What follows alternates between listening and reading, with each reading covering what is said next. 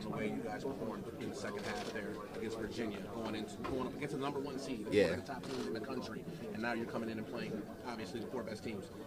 Where's your level of confidence, the swag level after you guys won? The swag level definitely increased. You know, you take down a team like Virginia that's so well coached and got a lot of talent. You know, it adds to your resume, so to speak, and you know, that puts some confidence in us, and it showed that we can compete with anybody.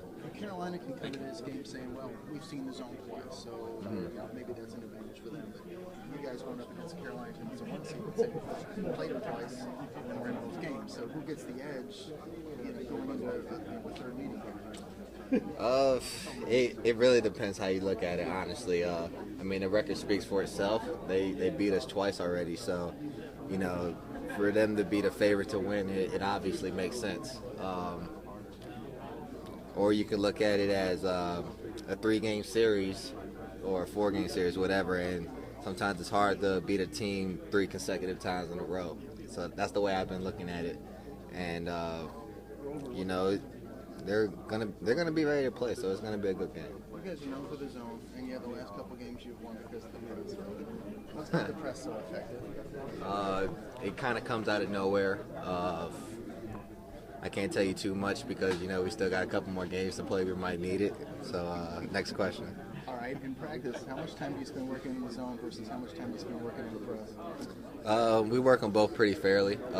You know, we do zone more times than the actual press, so we work on zone more. When you guys, when you look back to a couple of years ago when that team started 25-0, I know you kind of had a rough stretch late in the season, but that team probably entered that tournament with high expectations. How did the pressure maybe feel different that year compared to this year when you entered the tournament? I think this year the pressure is not really on us. You know, being a lower level seed and barely getting in, it kind of just, I don't know, it makes us play more free, so to speak. You know, we, especially to come this far the way we've been, you know, all the pressure's out the window for us now. Back to Selection Sunday, what was kind of going through your mind that day? What was your outlook going into the day? Did you think you'd be I had no idea if our season was over at that point or not, and I didn't know about the league brackets. I was watching exactly what you see on TV, and seeing the last team put on the screen, that was just a crazy good experience. Come to Houston, experiencing all of this. What is this like for you? Have you ever been to Houston? Have you ever been to Texas? I've been to Texas and Houston, you know, both AAU trips. You know, it's nice to come back. I know a couple people here, and you know, I'm just looking forward to it. Who's showing you around? Some friends and family. Yeah, that's about it. Where have you gone? Where have I gone?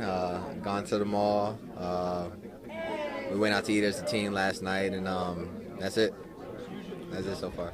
When you look at what you guys have done defensively in this tournament, and your defensive numbers have been pretty awesome.